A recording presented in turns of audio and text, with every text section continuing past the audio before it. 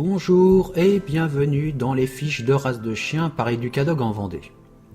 Aujourd'hui, je vais vous parler du chien loup de Sarlos. J'ai beaucoup hésité avant de faire la vidéo sur cette race de chien parce que j'ai des prix entre deux feux. D'un côté, l'envie absolue de vous faire découvrir ce chien exceptionnel et en même temps, vraiment vous expliquer ce qu'est la race pour éviter que vous n'en preniez un sans vraiment savoir à quoi vous attendre. En effet, malheureusement, c'est une race de chien qui devient à la mode et je vois de plus en plus de gens qui sont en difficulté, de gens qui sur les réseaux sociaux, dans les groupes fermés auxquels j'appartiens, dire voilà, je m'en sors pas, c'est pas possible, mais qu'est-ce qui se passe, pourquoi. Et malheureusement, de plus en plus, eh bien, on en voit arriver dans les associations telles que les SPA. Le chien loup de Sarlos n'est pas un chien comme les autres. Il a besoin d'un cadre particulier, il a un mode de communication qui lui est propre, et même si vous le voyez là, très copain avec tous les autres toutous, et là avec un petit chiot, ça reste un lupoïde. Je vous ai mis cette vidéo où il mange, et j'ai pris celle qui a été le plus soft. En effet, là, vous voyez, il n'en met pas partout. Mais regardez bien sa mâchoire. Regardez bien sa façon d'attraper les aliments. C'est extrêmement lupoïde. Regardez la puissance qu'il a dans la mâchoire.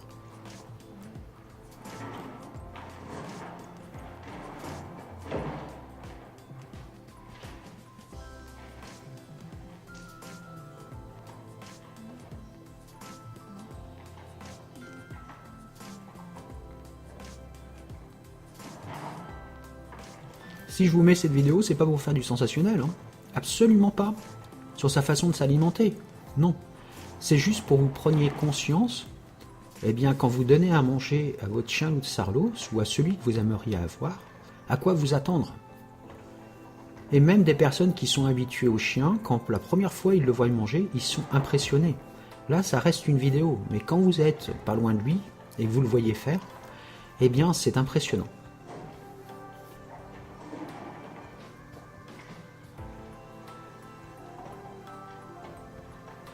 Nous allons voir dans cette fiche, bien évidemment, son histoire, on va parler un peu de son standard, mais on parlera beaucoup plus de son éducation, de son mode de vie, qui doit être parfaitement adapté pour que vous puissiez bien vivre avec votre chien loup de Sarlos. L'abréviation connue est CLS, à ne pas confondre avec un CLT, un chien loup tchèque, puisque ces deux races sont quand même assez différentes, autant dans leur caractère que dans leurs besoins. Même s'ils ont plein de choses en commun, il y a des choses qui sont différentes.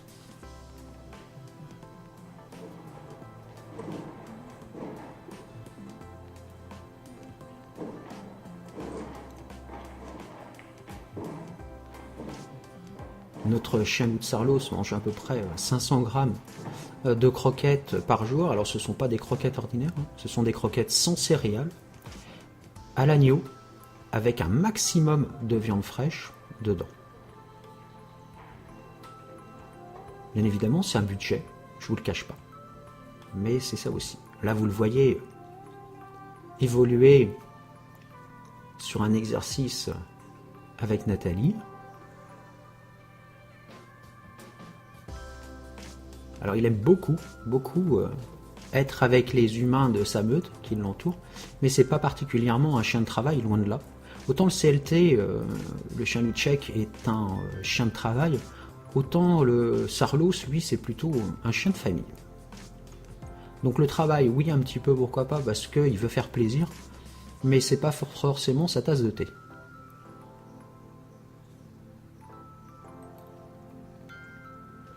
Nous allons aborder d'abord son histoire.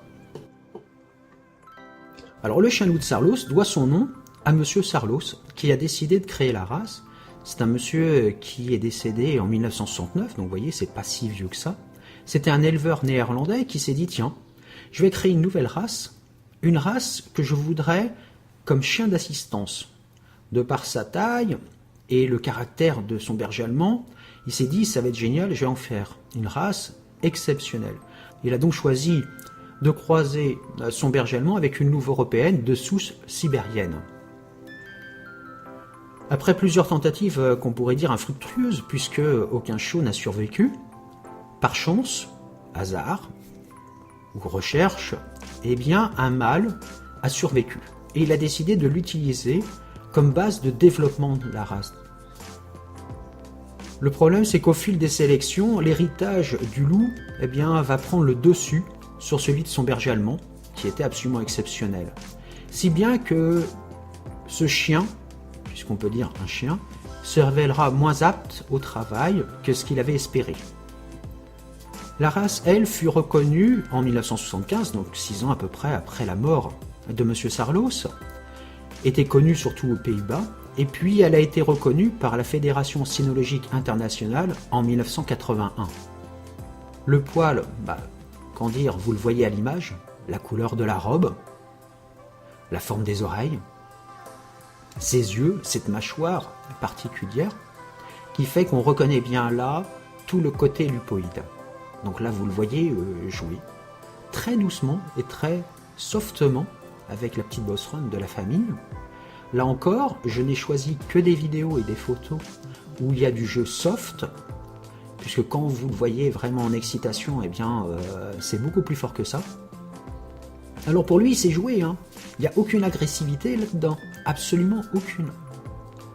Mais quand ça joue, parfois avec l'excitation, ça joue fort. Alors quand il est confronté à des chiens de petite race ou de petite taille, ma foi, il peut les pincer involontairement et leur faire du mal, mais c'est vraiment involontaire de sa part. Et ce comportement-là, il l'a aussi avec les humains. Eh bien, ça veut dire que quand il aime vraiment quelqu'un et qu'il est très heureux de vivre avec, ou très heureux de le voir, eh bien, contrairement à un chien, on va dire, non, il faut lui apprendre à pas pincer ou à pas claquer des dents, eh bien, sur le Sarlos, c'est même pas la peine d'y penser, puisque ça fait partie de son caractère. Lui, pour exprimer la joie qu'il a d'être avec vous, ou de jouer avec vous, eh bien, ça va être des claquements de dents, et puis des pincements. Alors oui, ça donne des bleus, hein. Ça je vous le cache pas, les bleus, vous pouvez en avoir un paquet. Ça veut dire aussi que, pour lui, un enfant, ça peut être un copain de jeu. Alors ici, les enfants sont habitués des éducateurs aux chiens. Ça n'empêche que, parfois, ils peuvent avoir une forme d'inquiétude, une crainte, ou un peu de peur, parce que quand il veut jouer avec eux, il y va avec les dents. Alors il va pincer les fesses, les mollets et les bras. Et pour un enfant, ça peut être impressionnant, c'est déjà impressionnant. Pour un adulte, alors pour un enfant, d'autant plus. C'est pour ça qu'en fait, son éducation est très délicate, puisqu'il a conservé une part importante des caractéristiques du loup. Son indépendance, sa méfiance envers les étrangers est très marquée aussi. Ne vous attendez pas à ce que votre sarlos aille vers les inconnus comme ça pour aller leur faire un petit coucou ou pour avoir une caresse. Alors je sais que ça peut être frustrant aussi, même pour les gens qui viennent chez les propriétaires d'un sarlos en se disant oui mais moi je peux pas le caresser ou il s'approche pas de moi. C'est normal. Une fois qu'il les connaîtra bien, il n'y a pas de problème, il va les accueillir avec joie. Mais à la base, il ne va pas aller vers les inconnus. Bon, en même temps, les inconnus vont rarement auprès d'un sarlos s'ils ne connaissent pas la race, puisque, ma foi, il impressionne. Il a besoin d'un cadre de vie qui soit cohérent et adapté. En effet, c'est absolument pas un chien d'appartement. Si vous avez un appartement, ne prenez pas un sarlos, par pitié. Autrement, vous allez vous retrouver dans une situation extrêmement délicate, au point que vous serez obligé de vous en séparer. Alors là, il fait très, très chien, avec la langue qui pend comme ça, là, très heureux. Mais c'est vraiment un chien particulier, le sarlos. J'insisterai tout au long de cette vidéo sur ce point. C'est un chien qui est primitif, bien évidemment, robuste, pas de problème là-dessus, sa santé est plutôt bonne. Alors, le problème, c'est que sur certains médicaments, il est très sensible, et j'en ai discuté avec des vétérinaires qui disent eux-mêmes que les anesthésies générales, ils en ont toujours une crainte, parce que son organisme fait qu'il supporte plus ou moins bien cet acte, surtout s'il est effectué à répétition, parce que s'il a des soucis importants de santé ou pour la stérilisation, parfois l'anesthésie est délicate. Le chien loup de Sarlos a un caractère donc bien particulier. Il faut savoir l'apprécier tel qu'il est. On peut apprécier son allure, sa robe, sa démarche, mais aussi il va falloir faire avec son caractère. La priorité des priorités quand vous le prenez chaud, c'est de mettre un cadre de vie qui soit parfaitement adapté, avec une éducation ferme, claire, mais sans brutalité. Je vous invite d'emblée, quand vous avez un chien loup de Sarlos, à aller dans une école du show pour qu'il puisse côtoyer le maximum de chiens. Là, vous le voyez avec un whippet, un show whippet qu'on a eu à la maison. Ils étaient copains, c'est incroyable, ils le sont toujours parce qu'ils ont l'occasion de se voir. Le whippet que vous voyez là avait tendance à se prendre d'ailleurs pour un Sarlos. Et regardez vraiment cette façon de manger. Je vous la remets parce que c'est important aussi de vous dire, ben voilà, à la maison, j'aurai un Sarlos qui va manger comme ça. Il faut le savoir. C'est pour ça que je vous dis, c'est pas qu'une question d'aspect. Se dire, tiens, je vais avoir un loup de Sarlos parce que comme ça j'ai un loup à la maison, c'est vraiment pas une bonne idée. Mais vraiment pas. D'abord parce que ça reste un chien loup de Sarlos, c'est pas un loup, et de toute façon on ne peut pas avoir un loup chez soi. Il n'y a que les grands professionnels qui peuvent se permettre d'en avoir chez eux, et encore chez eux à l'extérieur, bien évidemment. Mais il a gardé un grand côté lupoïde. Donc son acquisition ne doit pas être faite à la légère. Et même si vous voyez une petite boule de poil comme ça, chaud, bah ma foi, grand, ça donne ça. Hein. Alors d'ailleurs, sa taille, tiens, on va en parler un petit peu. Alors la femelle, elle, mesure entre 60 et 70 cm, pour un poids qui va à peu près de 30 à 35 kg. Le mâle, lui, va de 65 à 75 cm, pour un poids de 35 à 45 kg. Donc c'est un chien de grande taille qu'il va falloir savoir maîtriser. Donc il va falloir lui apprendre aussi à marcher en laisse, alors, je dirais plutôt avec un harnais éthologique qui s'attache devant ou dans le dos, plutôt qu'avec un collier qui n'est pas forcément très adapté à la race. Je vous l'ai dit, sa réserve envers les inconnus est marquée. C'est d'ailleurs l'une des caractéristiques qu'il a conservé le plus du loup. C'est une réserve qu'il a et qui est tout à fait normale et qui d'ailleurs est inscrite dans le standard de la race. Il ne faut pas donc s'attendre, comme je vous l'ai dit, à ce qu'il aille faire la fête à des inconnus. Il a aussi un instinct de meute marqué. Le Sarlos a réellement besoin de compagnons canins. Bien que les humains qui vivent dans sa meute soient importants, certes, mais il a besoin de compagnons canins. Si vous dites je vais prendre un Sarlos mais je veux pas avoir d'autres chiens, c'est pas la peine. Vraiment, ne le faites pas. Il a besoin, et comme vous le voyez là sur la vidéo, mais il ne peut pas s'empêcher que d'être avec ses copains et copines. C'est indispensable pour lui et pour son équilibre. Alors pas forcément pour jouer tout le temps avec, mais simplement savoir qu'ils sont là, à côté de lui. Le Sarlos ne supporte pas la solitude. Alors si vous travaillez et vous dites, moi je pars 10 heures par jour, et puis le week-end, j'aime bien faire la fête et sortir, prenez pas un Sarlos. Non plus, c'est pas possible. Si vous travaillez à votre domicile, et que vous avez du temps à consacrer, et que ce n'est pas votre premier chien, pas de problème. C'est pas un chien qui se choisit comme première race de chien. Il faut avoir un minimum d'expérience pour faire en sorte que ça se passe bien, et entourez-vous de bons professionnels qui connaissent parfaitement bien la race pour vous aider et vous guider. Donc, si vous dites, tiens, voilà, moi j'ai un autre chien, pas de problème, essayez de choisir un chien qui soit à peu près de sa taille, adulte, pour qu'il puisse jouer avec et profiter. Donc là, la demoiselle, elle a que 4 mois, mais elle a connu monsieur le Sarlos dès ses 2 mois et demi, donc pas de souci. Alors au début, en fait, il s'y intéressait pas.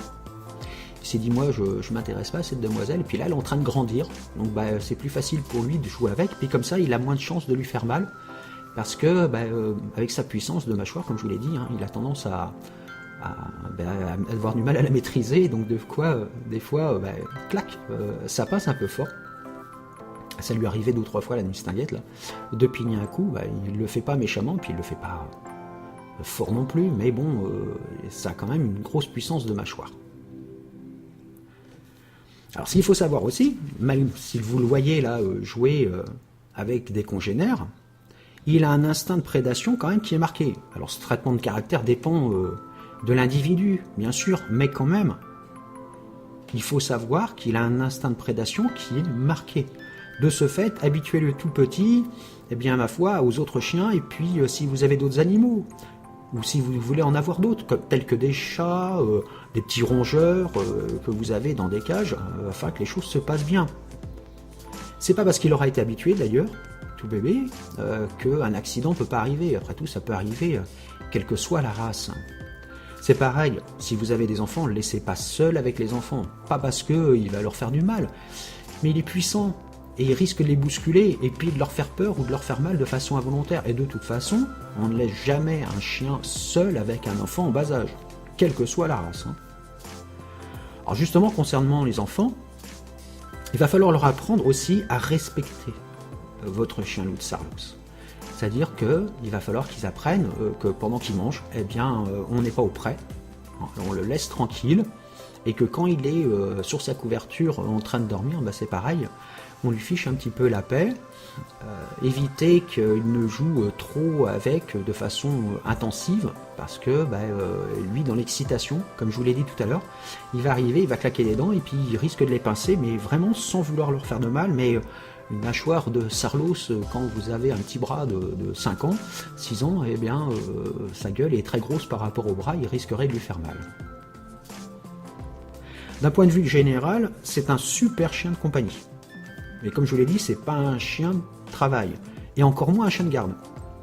Alors si vous dites, tiens, je vais prendre un Sarlos, et puis je vais en faire un chien de garde, comme ça, je vais être protégé, eh bien pas du tout, parce que la première chose que fait un loup, quand il est en contact avec un humain ou qu'il le voit de loin, eh bien il se met à l'abri. Eh bien le Sarlos, lui, qu'est-ce qu'il fait? Il va se retirer, se mettre de côté, pour éviter le contact avec l'humain. Et puis, de son côté lupoïde, il a gardé aussi énormément de sensations. C'est-à-dire qu'en fait, il va vous capter.